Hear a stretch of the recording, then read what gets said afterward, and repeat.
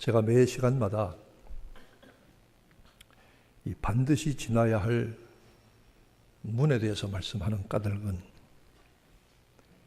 정말 우리 인생길에도 가야 할 길이 있고 반드시 통과해야 할 문이 있는 것과 마찬가지로 천국길도 반드시 가야 할 바른 트랙, 바른 천국길이 있고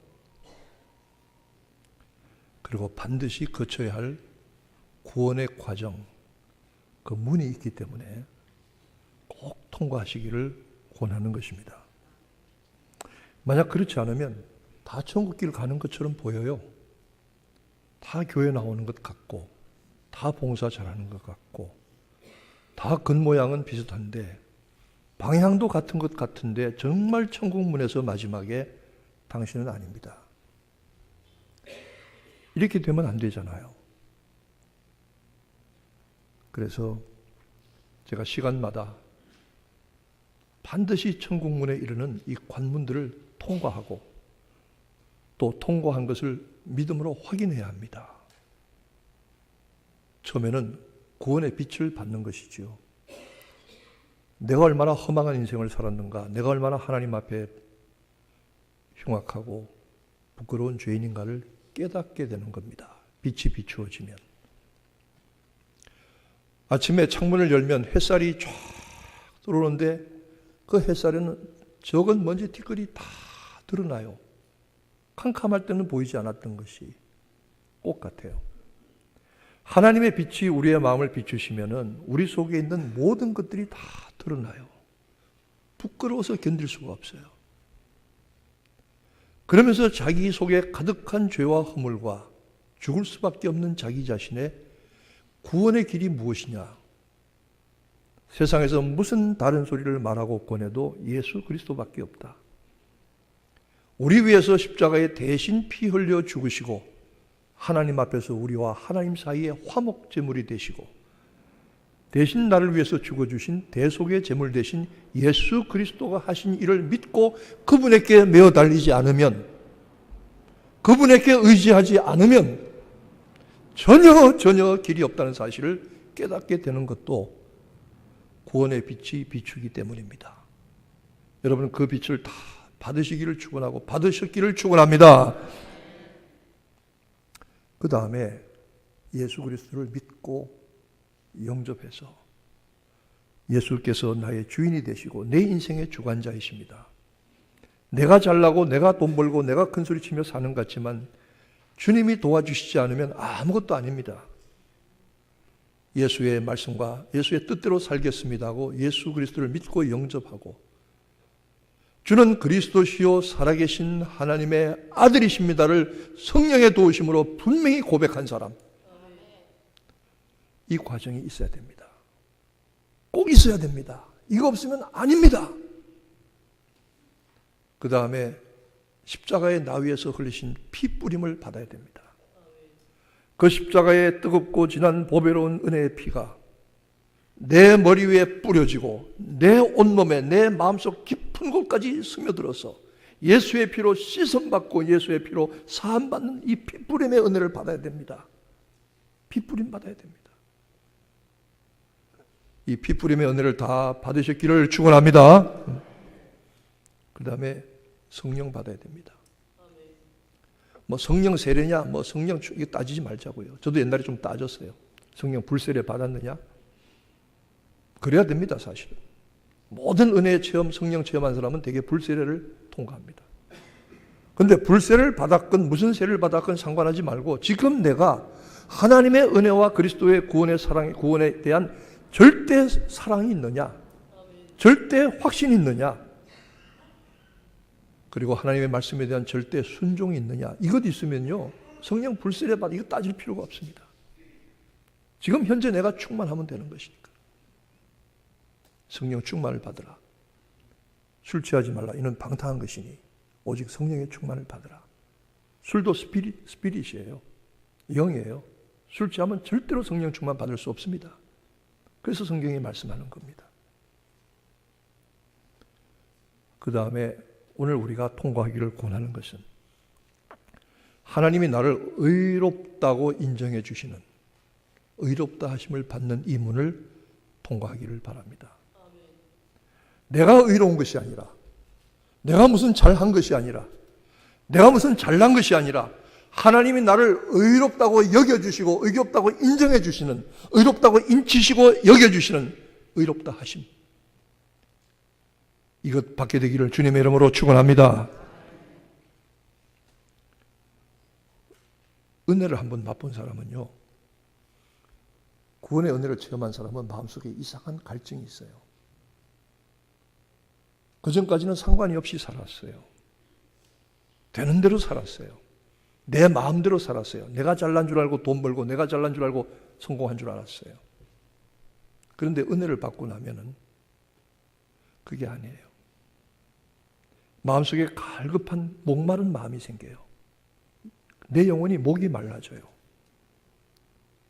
어떻게 목이 마른가? 하나님 앞에 바로 서야 되는데, 하나님의 뜻대로 살아야 되는데, 하나님 원하시는 대로 살아야 되는데 이 간절한 마음이 생겨요. 그래서 그전까지는 마음대로 하던 것들이 다 이상하게 싫어져요. 죽자고 담배를 피우던 사람은 갑자기 담배가 써서 피울 수가 없게 돼요. 그전까지 그렇게 술 좋아하는 사람, 술 냄새 맡으면 막 이상하게 몸에 병기가 일어나요. 그리고 그전에는 안 가야 할 곳 당기면서 못된 짓 하던 거 지금 생각하면 아찔해요. 내가 왜 그런 짓을 했지? 이렇게 하지 말아야 되는데. 그러면서 유혹을 받아요. 하나님 앞에서 바로 서고자 하는 간절한 마음이 있어요. 여러분의 구원이 어느 단계에 어느 정도에 이르렀든지 간에 여러분의 믿음의 생활에서 하나님의 뜻대로 살기를 원하고 하나님 앞에 바로 서기를 원하는 간절한 마음이 있으면 여러분은 복된 줄로 믿으시기를 바랍니다. 구원의 확신이 분명하지 못한 사람들이 있어요. 예수 믿고 영접했는데도 왔다 갔다 하는 사람이 있어요. 사실은 살다가 보니까 흐미해진 사람도 있어요. 전도에 이런 게 있어요. 두 가지 질문이라는 게 있어요. 첫째는 당신은 오늘 밤 죽어도 천국에 들어갈 수 있습니까? 오늘 밤에 죽어도 천국 갈 수 있습니까? 한번 여러분 스스로에게 물어보세요. 나는 오늘 저녁 죽어도 천국 갈 수 있나? 오늘 저녁에? 두 번째 질문이 뭐냐 하면 당신이 천국을 만약 하나님께서 들여보내신다고 하면 하나님께서 왜 당신을 천국에 들여보내실 것인가 하는 두 번째 질문입니다. 이게 유명한 전도 방법입니다. 전도 폭발이라고 두 가지 퀘스천. 이런 건 물어보면은 여기 답을 분명하게 못하는 사람들이 의외로 많아요. 물론 설명을 듣고 나면 그거 하지만은 분명하게 답을 못하는 사람들이 많아요. 그러니까 확신이 없는 거예요. 그러면서 영적 상태를 고민하는 거예요. 이거 어떻게 하면 좋으냐. 이 고민이 간절한 영적인 갈망으로 변하게 되고 어떻게 해야만 내가 하나님 앞에 바로 설 수 있을까? 어떻게 해야만 내가 하나님 앞에 의롭다고 인정받을 수 있을까? 어떻게 해야 내가 하나님의 자녀답게 사는 것이 될 것인가? 이 간절하고 안타깝고 갈급한 마음이 생길 때에 여러분 은혜의 자리에 들어갈 절호의 기회입니다. 하나님 여러분에게 은혜 주시기를 원하시는 마음입니다. 마틴 루터라고 하는 사람이 있었어요. 독일 사람인데요. 금년이 마틴 루터의 종교개혁의 499주년 기념해요. 금년이. 1517년이니까 내년이 500주년 되는 거예요. 루터는 원래 그 아버지가 그 마이너, 탄광에서 석탄을 캐는 광부입니다. 제가 강원도에 있을 때 그 광산에 가보니까요. 진짜 광부들의 삶이 비참하고 힘들고 어렵고 더러워요.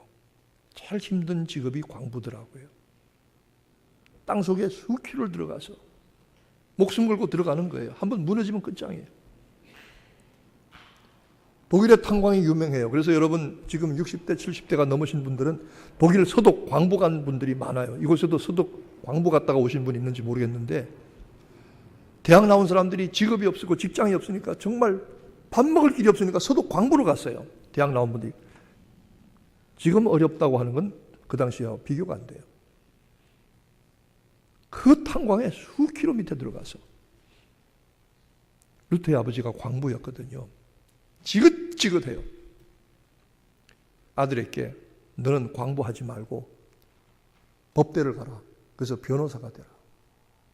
그때도 법률을 한 사람들은 생활이 안정이 됐나 봐요. 그래서 루터가 법과대학을 갔어요. 변호사가 되겠다고.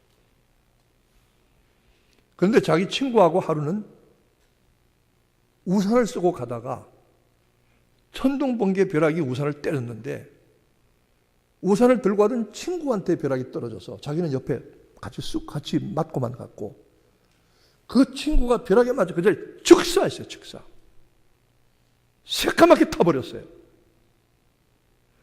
여러분 제가 벼락 맞은 목사님을 봤거든요. 옛날에 벼락 맞고 살아남으면 잘 살고 오래 산대요. 그렇다고 여러분 일부러 맞지는 마세요. 어떤 목사님하고 장로님이 주일날 예배 마치고 창경원에 갔다가 벼락을 맞았어요. 근데 이 수만 볼트의 전기가 지나갔어요. 살아났어요. 그 몸에 아주 흉한 흉터가 지금도 남아있어요. 그래서 그 얘기를 간증을 하면서 하나님이 살려주셨다. 그래서 목사님, 장로님이 주일 예배 후에 창경원 갔다가 벼락 맞았다. 이 간증을 하면서 받은 교훈이 뭐냐? 목사님하고 장로님은 절대 같이 가면 안 된다. 제가 누구라고 이름 대면 여러분이 아시는 만한 분이에요. 제 선배 목사님인데 정말 벼락 맞았어요. 이 당시에 중세에는 사람들의 모든 생각이 이 신앙적인 컨셉이 뭐였냐면 심판과 멸망이에요. 로마 카톨릭이 율법적인 신앙을 심어줬어요. 모든 종교적인 계율을 지켜야 하고 나를 지켜야 하고 기도해야 되고 해야 하는 게 많아요. 루터는 그 자리에 꼬꾸라져서 성 안나요, 산타 아나 살려만 주시면 나는 카톨릭의 신부가 되겠습니다. 소리쳤어요. 그날로 루터는 법대를 그만두고 신학교를 갔어요. 수도원에 갔어요. 참 하나님 어떻게 해야 내가 구원을 받겠습니까? 아무리 하나님 앞에 매달려도 마음속에 구원의 확신이 없는 거예요. 죄사함의 확신이 없는 거예요. 그러니까 금식을 나보다 더 했어요. 얼마나 금식을 많이 했느냐면 수도원장 스타우트 피츠라는 수도원장이 있었는데 참 경건한 분이에요. 루터를 아꼈는데 이 친구 이러다 죽겠다.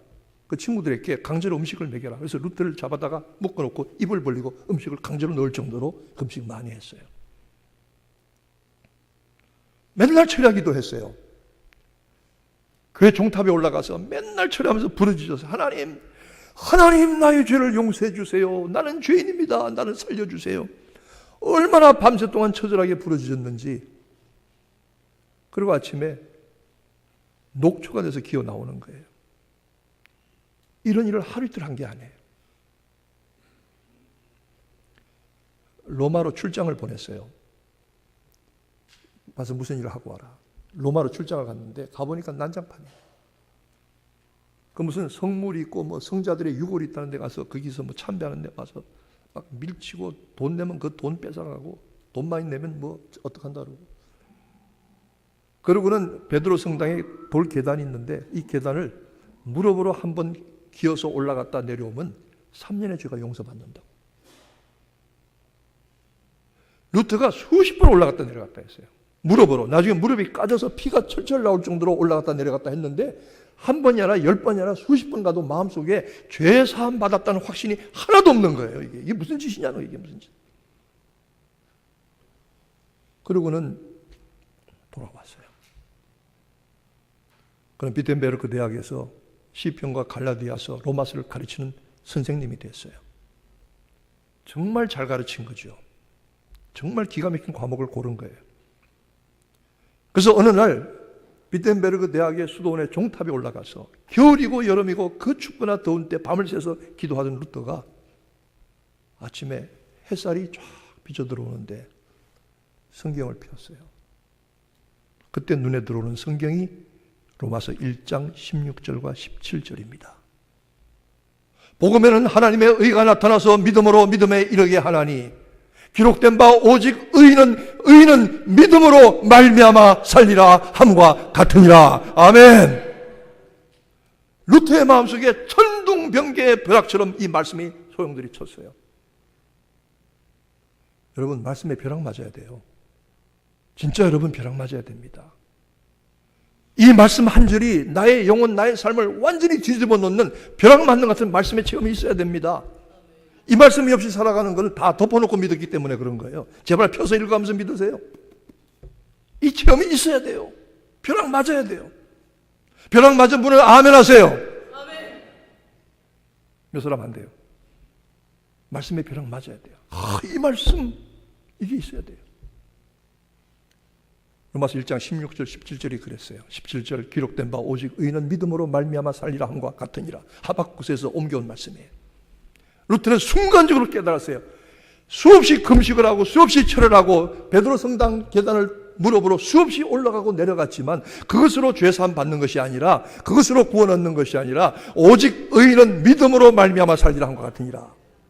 나를 위해서 십자가에 대신 피 흘려 죽으시고 나의 모든 저주와 정죄와 심판과 멸망, 죽음을 다 몽땅 옮겨 받으신 예수 그리스도를 믿을 때에, 그분이 하신 것을 믿을 때에 사람이 마음으로 믿어 의에 이르고 입으로 신하여 구원에 이르느니라. 예수님이 나의 죄를 대속하셨다. 예수님은 나의 주님이시다. 믿으시면 아멘. 이렇게 할 때에 살리라. 의인은 오직 믿음으로 말미암아 살리라 함과 같으니라. 이게 루터를 뒤집어 놓았어요. 여러분, 루터가 이때 확신했던 것은 죄사함의 확신이고 구원의 확신이고 하나님이 나를 의롭다고 하시는 확신이에요. 율법의 행위로서는 하나님 앞에 의롭다함을 얻을 육체가 없어요. 종교적이고 선하게 열심히 살았다고 해서 착하게 살았다고 하나님이 구원해 주시는 거 아니에요. 도덕적이고 높은 종교적인 수양과 고행을 했다고 해서 하나님이 받아주시는 거 아니에요. 하나님이 우리를 받아주시는 유일한 이유 한 가지는 예수 그리스도 뿐이에요. 그리스도의 십자가와 그의 피와 공로 뿐이에요. 이 복음의 진리를 여러분 확신하게 되시기를 축원합니다. 제가 가끔 아침에 주일날 교회 오기 싫어요. 여러분은 교회 오기 좋아요? 나는 싫어요. 어떤 때는. 왜냐하면 이 진리의 말씀 어떻게 하면 제대로 증거할 것이냐.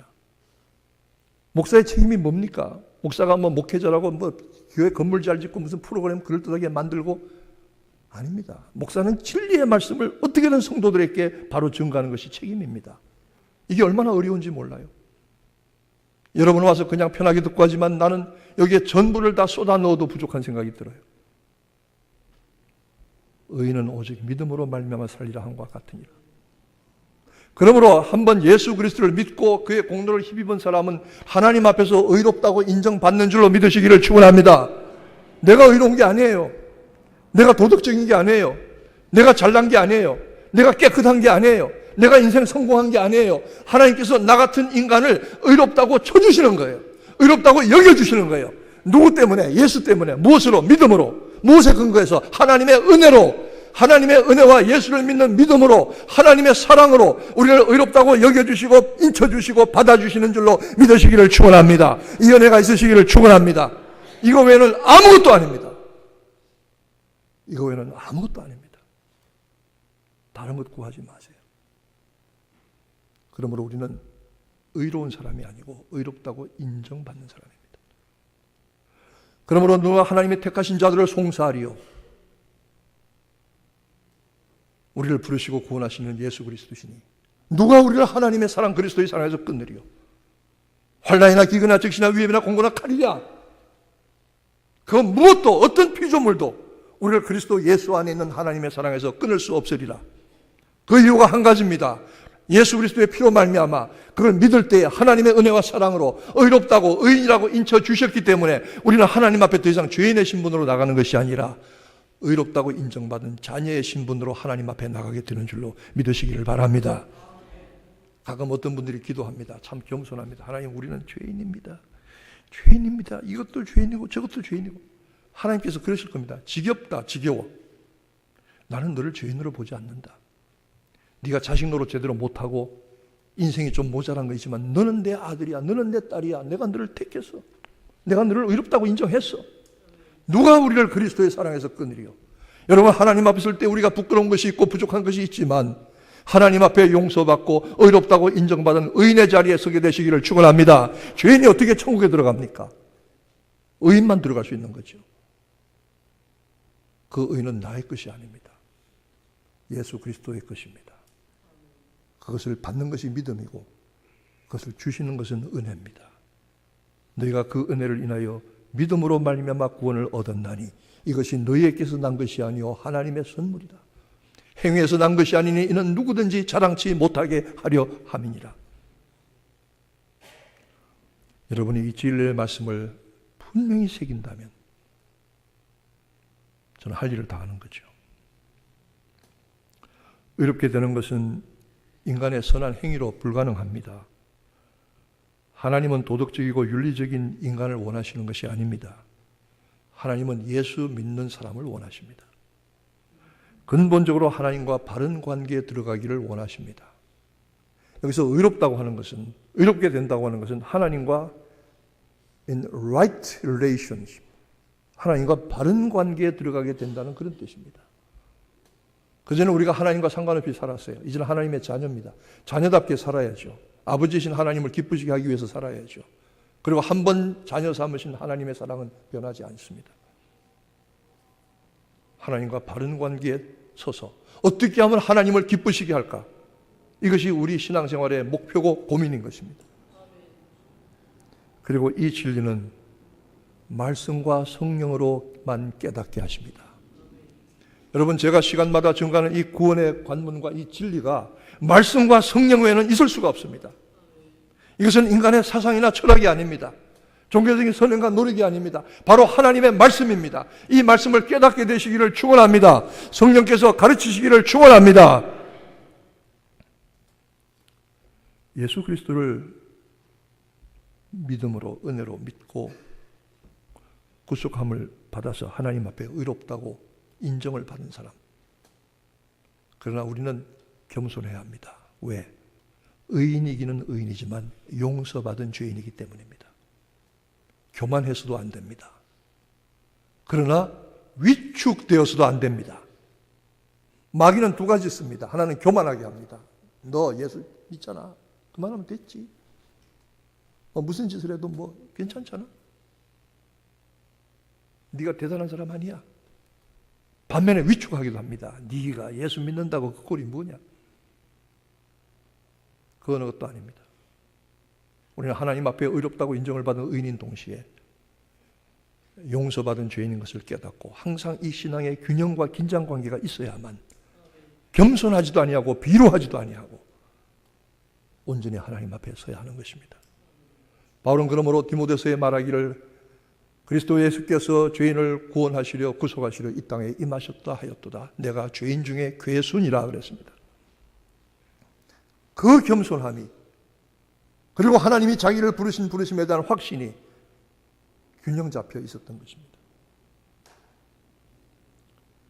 이제 우리는 더 이상 심판과 멸망과 저주 앞에 두려워하면서 초라한 죄인들이 아니고 의롭다고 인정하심을 받은 하나님의 자녀가 되어서 하나님과 바른 관계에 들어간 그 어느 무엇도 그리스도 예수 안에 있는 하나님의 사랑에서 끊을 수 없는 하나님의 특별한 사람들인 것을 믿으시기를 축원합니다. 이 믿음으로 승리하게 되시기를 축원합니다. 기도하겠습니다. 하나님 아버지, 우리가 잘나서 똑똑해서 돈 많아서 성공하고 출세해서 종교적으로 살아서 윤리적인 인간이 되어서 하나님 우리를 받으시는 것이 아니라 오직 그리스도 예수께서 우리를 위해서 대신 담당하신 십자가의 저주와 멸망과 심판과 죽음, 주님이 나를 대신하여 담당하셨다. 그 은혜를 믿고 받아서 구원받고 하나님 앞에 의롭다고 인정을 받고 하나님과 바른 관계에서는 귀한 성도들, 이 구원의 문을 반드시 통과하는 성도들이 되어지기를 예수님의 이름으로 기도하옵나이다. 아멘.